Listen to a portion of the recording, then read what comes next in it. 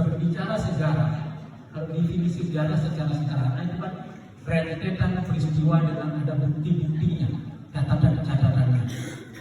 Nah, di tengah tahun 1841 seluruh kampung terbakar, sehingga benda-benda berharga termasuk peninggalan-peninggalan sejarah habis, sehingga sulit kali kita untuk melacak kapan desa ini didirikan, oleh siapa dan bagaimana, itu tidak kami temukan. Itu tahun 1841. Tetapi para sejarawan mengatakan kira-kira umur desa ini sudah 1000 tahun. Jadi salah satu desa tertua di Bali. Yang berkembang bukan sejarah tapi legenda. Ini barangkali dari senior sudah mendengar. Saya singkat saja, konon kabarnya adalah seorang raja yang memerintah Bali berkedudukan di Bedawulu. Raja ini tidak percaya pada Tuhan, sehingga para dewa di surga marah.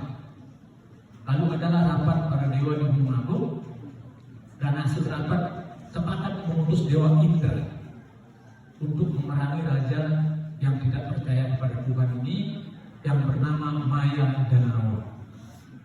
Singkat cerita, karena dewa yang dilawan, Maya Danawa kalah. Terjadilah pertumpahan darah dan tanah dianggap tidak suci. Lalu diadakanlah upacara yang dinamakan Aswamedha Yajna, yaitu upacara mengorbankan kuda putih yang bernama Ucai Serawa. Dalam bahasa Sanskerta Ucai Serawa, tapi orang Bali menyebut Once Serawa. Kuda putih berekor panjang sampai menyentuh tanah, telinganya panjang, kalau merintih berdengar sampai ke surga. Kuda ini adalah kendaraan Dewa Indra ketika berperang. Itu. Nah, sebelum upacara dilaksanakan, kuda ini hilang, lari karena tahu kuda ini kuda sakti, tahu dirinya akan dikorbankan, jadi lari.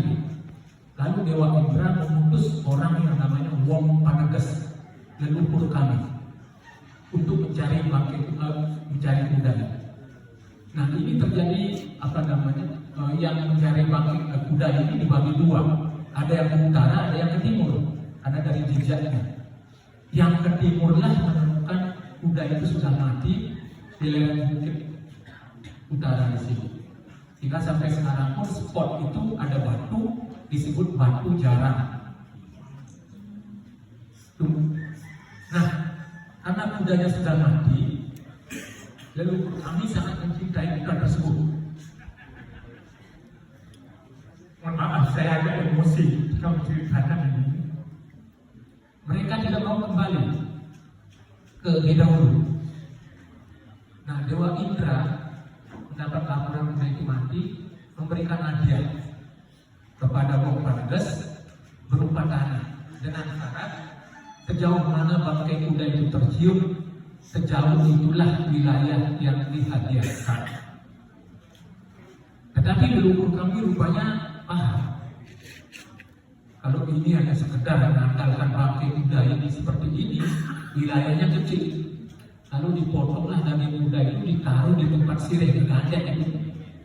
Nah, utusan Raja Indra, Dewa Indra, untuk menyaksikan seluas apa ini tanah, bau bangkai kuda itu, sampai capek berjalan, bau bangkai kuda itu tetap ada. Nah, ini diketahui oleh Dewa Indra. Lalu Dewa Indra turun, cukup, ini sudah tidak habis kamu makan. Nah, itulah menyebabkan wilayah kami sangat luas dibanding dengan jumlah penduduk. Penduduknya yang asli sekitar 350 jiwa yang asli.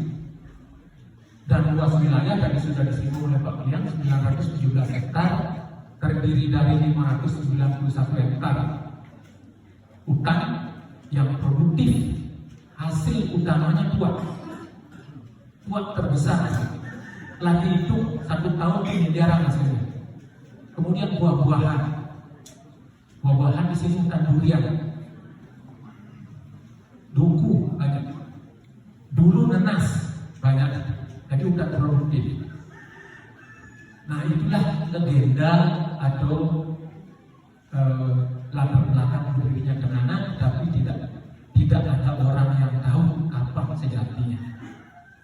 Kebetulan di tahun 1978 ada seorang ahli biologi, sekalian yaitu medical anthropologist, jadi antropologi medis, sangat tertarik pada desa Tenganan. Dan dia melihat bahwa jumlah penduduk Tenganan itu menurun secara drastis. Sehingga dia berpikir bahwa, oh, ini disebabkan oleh kawin ke dalam selama ratusan tahun, karena kami tidak boleh kawin keluar. Jadi percampuran darah yang sama. Dan untuk mengetahui ini secara pasti, di tahun 78 dia memutuskan untuk melakukan studi ke sini. Dan kebetulan saya ditunjuk sebagai pembantunya. Kami mengambil darah, sekitar 200 sampel darah, dan darah ini diperiksa di Amerika, di Prancis, di Swiss, dan di Australia. Semua laboratorium menunjukkan bahwa darah kami darah Calcutta, India.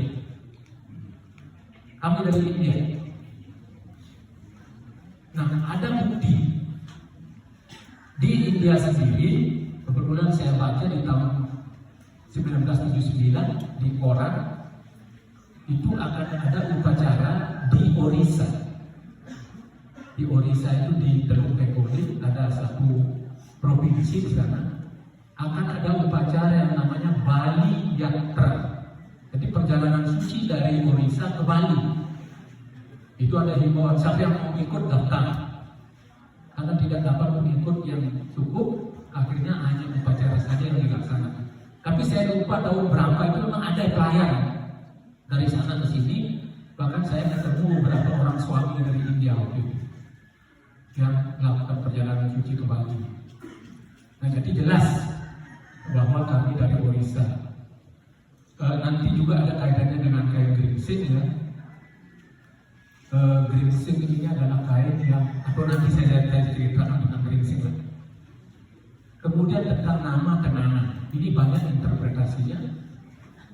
Ada yang mengatakan bahwa Tenganan itu berasal dari kata kanan. Kanan artinya kanan. Karena kami pengikut Dewa Indra. Pengikut Dewa Indra itu adalah kesatria, tentara. Jadi kami pendengar Dewa Indra, kami tentara. Ini akan lihat struktur desa, pola desa ini pola militer. Kalau orang-orang asing yang masuk ke sini demikian lihat, oh, this is military barak. Jadi barak militer. Karena memang berhadapan satu sama lain.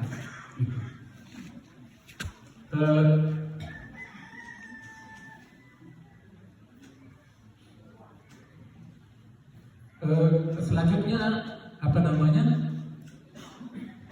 dari kata Tengan itu lahirlah kata Tenganan, itu satu. Kemudian ada di prasasti ujung, ada prasasti yang menyebutkan nama desa Renganan. Dan memang ada dari apa yang disampaikan oleh prasasti itu memang ada hubungannya dengan Tenganan. Tetapi kata Renganan itu saya tanyakan kepada ahli